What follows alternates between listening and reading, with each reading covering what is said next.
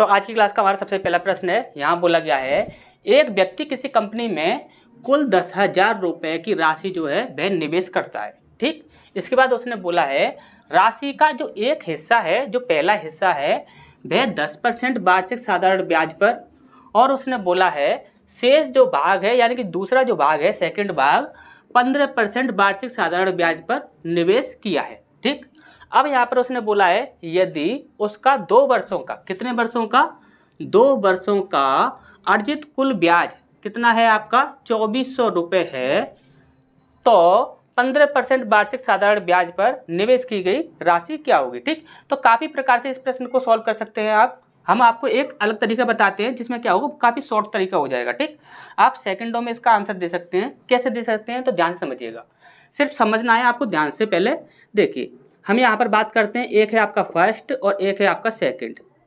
First की यदि दर की बात की जाए तो वह कितनी है आपकी 10%। ठीक, और सेकंड दर कितनी है आपकी, तो वो है आपकी 15%। कितनी है 15%। पहली है आपकी 10% दर और दूसरी है आपकी 15% दर। ठीक, अब यहाँ पर आप ध्यान से समझिएगा, यदि हम इन दोनों का अंतर निकालें तो वो कितना निकलता है आपका 5%। कितना निकलता है 5%। उसने बोला है 2 वर्षों में अर्जित कुल ब्याज कितना है 2400 रुपये। यदि हम 1 वर्ष की बात करें, कितने की बात करें, 1 वर्ष का ब्याज, यदि हम 1 वर्ष के ब्याज की बात करें तो आप क्या करोगे, 2 से भाग लगा दोगे तो कितना हो जाएगा, 2 एकम 2, 2 दूनी 4, 0 0 यानी कि 1200 रुपये। ये 1 वर्ष का ब्याज है। ठीक, उसने 2 वर्ष का दिया था 2400 रुपये। अब यहाँ पर ऐसे ध्यान से समझने वाली बात क्या है, तो ध्यान से समझने वाली बात ये है, देखिए इन दोनों दरों का अंतर कितना है 5%।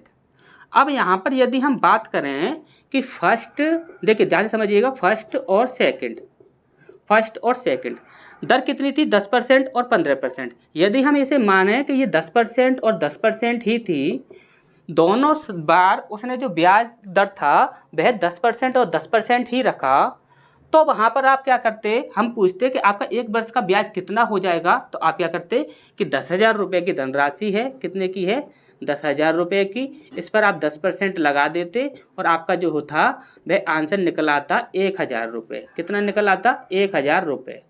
1,000 रुपये ब्याज आपका हो जाता। लेकिन उसने बोला था यहाँ पर कि एक है आपका 10% और एक है आपका 15%। अब ध्यान से समझिएगा, उसका यदि यहाँ पर 10% के हिसाब से जो ब्याज बन रहा है वो कितना बन रहा है 1,000 रुपये। ठीक, और यहाँ पर यदि हम बात करें 10% और 15% के हिसाब से 1 वर्ष का ब्याज कितना बन रहा है, तो वो बन रहा है आपका 1200 रुपये। ठीक, अब यहाँ पर आप देखेंगे तो यदि हम इन दोनों का अंतर निकालें, तो अंतर कितना हो जाता है, तो अंतर हो जाता है आपका 200 रुपये। कितना हो जाता है 200 रुपये। यदि नहीं समझ आया हो तो ध्यान से समझ लीजिए, उसने फर्स्ट का जो दर रखा था वह 10% रखा था, सेकंड का जो दर रखा था वह 15% रखा था। ठीक, अब इनका जो अंतर आ रहा था वह कितना आ रहा था 5% आ रहा था। ठीक, अब यहाँ पर यदि हमने बात की कि यदि वह 15% ना रखता सेकंड में, यदि वह सेकंड में 15% ना रखता, वह सिर्फ 10% ही रखता, तो वहाँ पर साधारण ब्याज जो आपको मिलता 1 वर्ष का वह कितना मिलता, तो वह 1,000 मिलता। लेकिन यहाँ पर 10 और 15% के हिसाब से कितना मिल रहा है 1,200 रुपये मिल रहा है 1 साल का। ठीक, अब यहाँ पर यदि हम देखिए इनका अंतर निकालें तो वो कितना है 200 रुपये, और इन दरों का जो अंतर निकालें तो वो कितना है आपका 5%। ठीक, ये 200 रुपये जो अंतर आया है, ये जो एक्स्ट्रा जो रुपए आए हैं वो किसके आए हैं, तो वह 5% के आए हैं, जो कि ये 5% एक्स्ट्रा यहाँ पर लिया गया है। ठीक, तो अच्छे से आपको समझ आ गया होगा। तो देखिए 5% की वैल्यू कितनी है आपकी 200। 1% की बात करें तो 40 हो जाएगी। अब जो आपका जो धन होता है, मूलधन जो होता है वह आपका हमेशा ही 100% होता है। तो यदि हम 100% की बात करें, 100% कितना हो जाएगा, तो आप 40 में 100 से इंटू कर दोगे, कितना हो जाएगा आपका 4,000 रुपये। ठीक, और यही आपसे पूछा गया था। ठीक, कहाँ पर है आपका 4,000 रुपये, तो यहाँ पर बी ऑप्शन जो होगा वो बिल्कुल सही हो जाएगा। ठीक, तो नेक्स्ट क्वेश्चन की ओर बढ़ते हैं। इसका नेक्स्ट प्रश्न है हमारे यहाँ बोला गया है सुधीर और आशीष, कौन है, सुधीर है और एक आशीष है, इन दोनों की जो वर्तमान आयु का अनुपात है वो कितना है 5:7। ठीक। अब उसने बोला है कि 12 वर्ष पूर्व यानी कि 12 वर्ष पहले उनकी जो आयु का अनुपात था वो कितना था, 1:2 था। ठीक। अब से 5 वर्ष बाद, कितने वर्ष बाद, 5 वर्ष बाद ये हमसे यहाँ पर पूछा गया है सुधीर की आयु का अनुपात क्या होगा। देखिए सुधीर की आयु क्या होगी ये हमसे यहाँ पर पूछा गया होगा। यहाँ पर देखिए ये आपकी सुधीर की आयु है। ठीक। सुधीर की आयु क्या होगी ये हमें यहाँ पर बताना है। ठीक। अनुपात नहीं बताना है। ठीक। अब यहाँ पर आप ध्यान से समझिएगा, यदि हम बात करें यहाँ पर दो लोग हैं, यहाँ पर एक है आपका सुधीर है और एक है आपका आशीष है। ठीक। एक सुधीर है और एक आशीष है। अब यहाँ पर सबसे पहले हम ले लेते हैं 12 वर्ष पहले। ठीक। यदि हम 12 वर्ष पहले की बात करें, 12 वर्ष पूर्व, ठीक, 12 वर्ष पूर्व उसका आयु का अनुपात दोनों का कितना था, 1:2। ठीक। अब यदि हम वर्तमान की बात करें, वर्तमान, तो वर्तमान में उनकी आयु का अनुपात कितना दिया हुआ है, तो वर्तमान में उनकी आयु का अनुपात जो है वह दिया गया है 5:7। 5:7। ठीक। अब ध्यान से समझिएगा जो हम कहना चाहते हैं, 12 वर्ष पहले उनकी आयु का जो अनुपात था वो कितना था, 1:2। ठीक। अब 12 वर्ष बाद, वर्तमान का मतलब क्या हुआ, 12 वर्ष बाद, तो 12 वर्ष बाद उनकी आयु का जो अनुपात है वो कितना है, 5:7। अब यहाँ पर एक चीज़ ध्यान से समझिएगा, 1 और 5 इन दोनों का यदि हम अंतर निकालें तो कितना निकलता है आपका, 4 निकलता है। 2 और 7 यदि हम इन दोनों का अंतर निकालें तो हमारा अंतर कितना निकलता है, 5 निकलता है। ठीक। यहाँ पर अंतर कितना निकल रहा है, 5 अंतर निकल रहा है। अब यहाँ पर आप ध्यान से समझिएगा, इन दोनों का यदि हम अंतर निकालें तो कितना निकलता है, हमारा 1 अंतर निकलता है, और इन दोनों का अंतर निकालें तो हमारा कितना निकलता है, 2 अंतर निकलता है। आपको अच्छे से पता है कि 12 वर्ष पहले का जो रेशियो है वह है 12 वर्ष बाद की बात करें तो देखिए 12 वर्ष बाद की बात कर रहे हैं तो 12 वर्ष आयु बढ़ेगी, किसकी बढ़ेगी, तो वह आशीष की भी बढ़ेगी और सुधीर की भी बढ़ेगी। ठीक। सुधीर की भी 12 वर्ष बढ़ेगी वर्तमान में और आशीष की भी 12 वर्ष बढ़ेगी वर्तमान में। लेकिन यहाँ पर आप देख रहे हो तो अंतर आपका समान नहीं है। लेकिन यदि अंतर समान नहीं है तो आपको क्या करना होगा, अंतर समान करना होगा। इन दोनों का जो अंतर है वो कितना है, 1 है, और इन दोनों का अंतर जो है वो कितना है आपका, 2 है। यदि हमें अंतर समान करना है तो हम क्या करते हैं, इस रेशियो में 2 से इंटू कर देते हैं। क्या करते हैं, 2 से इंटू कर देते हैं। तो हमारा जो नया रेशियो बनता है वो कितना बनता है, 2:4 हो जाएगा, और यहाँ पर हो जाएगा 5:7। ठीक। ये है आपका 12 वर्ष पहले और ये है आपका वर्तमान। ठीक। अब यहाँ पर देखिए, आप इनका अंतर देखोगे तो यहाँ पर देखिए 5 और 2 का अंतर कितना हो गया आपका, 3 हो गया। 4 और 7 का अंतर कितना हो गया, 3 हो गया। यानी कि अब जो अंतर हो रहा है वो आपका समान हो रहा है। यदि अंतर समान हो रहा है तो यानी कि हम यहाँ पर अब कह सकते हैं कि 12 वर्ष पहले इनका रेशियो इतना होगा और 12 वर्ष बाद इनका रेशियो इतना होगा। क्यों होगा, क्योंकि अंतर इनका समान होना चाहिए। क्यों होना चाहिए, क्योंकि 12 वर्ष आयु जो बढ़ रही है तो वह दोनों की एक साथ ही बढ़ेगी। जब दोनों की एक साथ बढ़ेगी तो रेशियो भी आपका बराबर होना चाहिए। ठीक। अब यहाँ पर आपको अच्छे से समझ आ गया होगा। अब अंतर इनका कितना है, 3, और इनका अंतर कितना है, 3।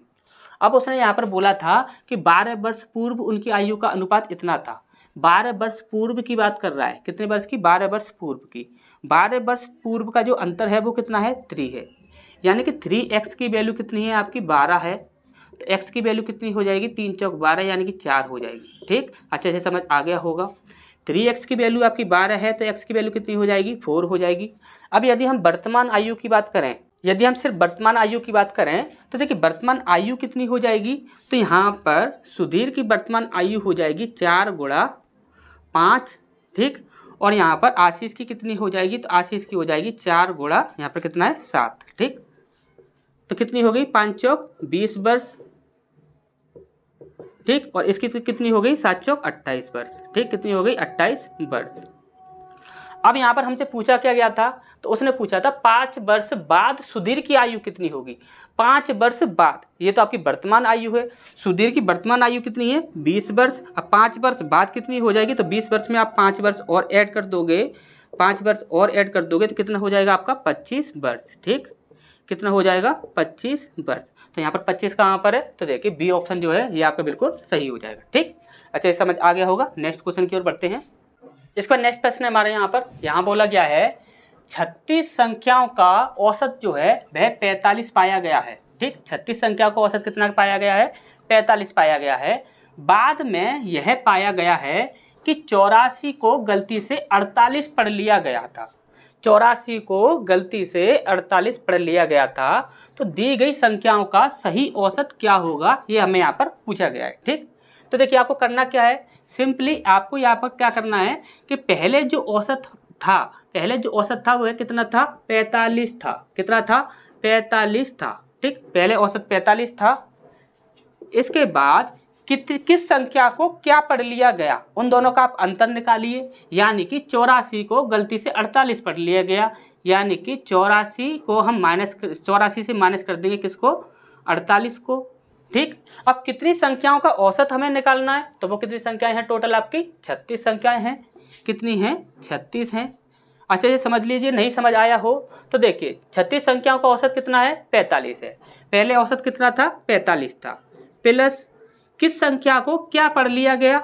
तो 84 को 48 पढ़ लिया गया, यानी कि 84 में से आप 48 माइनस कर दीजिए। अब यहाँ पर औसत कितनी संख्याओं का निकालना है, तो आपको अच्छे से पता है कि 36 संख्याएं थी, तो 36 संख्याओं का ही औसत निकालना होगा। समझ आ गया होगा। अब इसकी कैलकुलेशन कर दीजिए। यहाँ पर कितना हो जाएगा आपका? 45 प्लस ये कितना हो जाएगा आपका? ये हो जाएगा आपका 63, ये हो जाएगा 36 बाय ये 36। ठीक, अब 36 से 36 डिवाइड हो जाएगा एक बार, यानी कि 45 में आप एक जोड़ दोगे, कितना हो जाएगा आपका?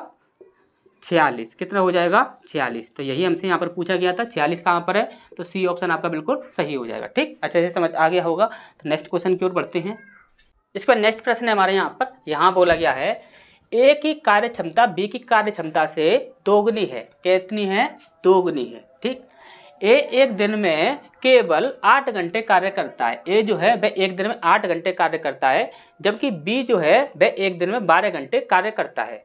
यदि ए किसी कार्य को 12 दिनों में पूरा करता है, कितने दिनों में? 12 दिनों में पूरा करता है, तो बी उसी कार्य को कितने दिनों में पूरा करेगा। ठीक, तो देखिए काफ़ी इजी प्रश्न है, आपको अच्छे से पता होगा कि MDH वाला जो फॉर्मूला होता है उसे आप अच्छे से जानते ही होंगे, MDH। ठीक, तो देखिए MDH वाला फॉर्मूला हमें यहाँ पर लगाना है। जैसे कि हम सबसे पहले हम बात करें, एक A है और एक B है। ठीक, A की बात करें तो A जो है वह देखिए A की कार्य क्षमता B की कार्य क्षमता से दुगनी है। A एक दिन में 8 घंटे कार्य करता है। कितने घंटे कार्य करता है? 8 घंटे कार्य करता है। ठीक, अब यहाँ पर जबकि B की बात करें, बी जो है वह 12 घंटे कार्य करता है। ठीक, अब यहाँ पर बोला गया है यदि ए किसी कार्य को 12 दिनों में पूरा करता है, कितने दिनों में? 12 दिनों में पूरा करता है, तो बी जो है वह उसी कार्य को कितने दिनों में पूरा करेगा, ये हमसे यहाँ पर पूछा गया है। ठीक, अब यहाँ पर देखिए ए और बी इन दोनों की एफिशिएंसी हमें चाहिए, तो उसके लिए हमें क्या करना होगा, तो आपको अच्छे से पता है कि देखिए ए और बी, इसने बोला है कि ए की क्षमता बी की क्षमता से दोगुनी है, यानी कि ए की क्षमता कितनी है? 2 और बी की कितनी है? 1, हो गई दोगुनी। यानी कि ए की एफिशिएंसी कितनी है? 2 है, बी की कितनी है? 1 है। यानी कि ए जो है वह 1 घंटे में 2 कार्य करता है और बी जो है वह 1 घंटे में 1 कार्य करता है। ठीक, अच्छे से समझ आ गया होगा। तो ए की जगह पर हम रख सकते हैं, यहाँ पर कितना रख सकते हैं? 2 रख सकते हैं, और बी के स्थान पर हम क्या रख सकते हैं? 1 रख सकते हैं। ठीक, अच्छा ये समझ आ गया होगा। अब यहाँ पर दिन की संख्या हमें चाहिए, तो दिन हमें यहाँ पर मिल जाएंगे। ठीक, 12 से 12 कैंसिल हो जाएगा, यहाँ पर बचता कितना है? 8 दूनी 16। डी की वैल्यू कितनी आ गई हमारी? 16 दिन। ठीक, बी उसी कार्य को करने में कितना समय लेगा? 16 दिन। ठीक, तो यहाँ पर देखिए 16 दिन कहाँ पर है, तो देखिए सी ऑप्शन है, ये आपका बिल्कुल सही हो जाएगा। ठीक, तो नेक्स्ट क्वेश्चन की ओर बढ़ते हैं। इसके बाद नेक्स्ट प्रश्न है हमारे यहाँ बोला गया है sine 30 degree plus cos 30 degree plus tan 30 degree का मान क्या होगा। ठीक, इस प्रश्न को सॉल्व करने के लिए सिर्फ आपको मान याद होने चाहिए। ठीक, यहाँ पर पूछा गया है हमसे sine 30 degree plus cos 30 degree plus tan 30 degree. Sine 30 का मान कितना होता है? 1/2। ठीक, इसके बाद कॉस 30 का मान कितना होता है? तो √3/2। इसके बाद टेन 30 का मान कितना होता है? तो 1/√3। ठीक, यही होते हैं आपके। इसके बाद हमें क्या करना है? सिर्फ इन्हें ऐड करना है। तो यहाँ पर आप देखोगे तो ये कितना हो जाएगा? ये हो जाएगा आपका 2√3, ये आपका LCM हो जाएगा। ठीक, अब यहाँ पर 2 से 2 कैंसिल, यहाँ पर ऊपर कितना बचा आपका? √3। ठीक, प्लस 2 से 2 कैंसिल, यहाँ पर कितना बचा आपका? ओनली 3। √3 का √3 में इंटू करेंगे तो सिर्फ 3 बचेगा। ठीक, अब इसके बाद प्लस √3 से √3 कैंसिल, यहाँ पर कितना बचा? 2। ये कितना हो जाएगा आपका 3 और 2 5, यानी कि ऊपर हो जाएगा आपका 5√3 नीचे कितना है आपका 2√3। ठीक, और यही हमारा आंसर हो जाएगा। लेकिन यहाँ पर आपको देखिए प्लस रखना है। ठीक, ये प्लस में है। ठीक, तो यहाँ पर प्लस रखना है 5 + √3/2√3। 5 + √3 कहाँ पर है, तो देखिए 5 + √3/2√3 होना चाहिए। तो देखिए 2√3 यहाँ पर है। ठीक, 5 + √3/2√3। ठीक, ये आपका सही आंसर हो जाएगा।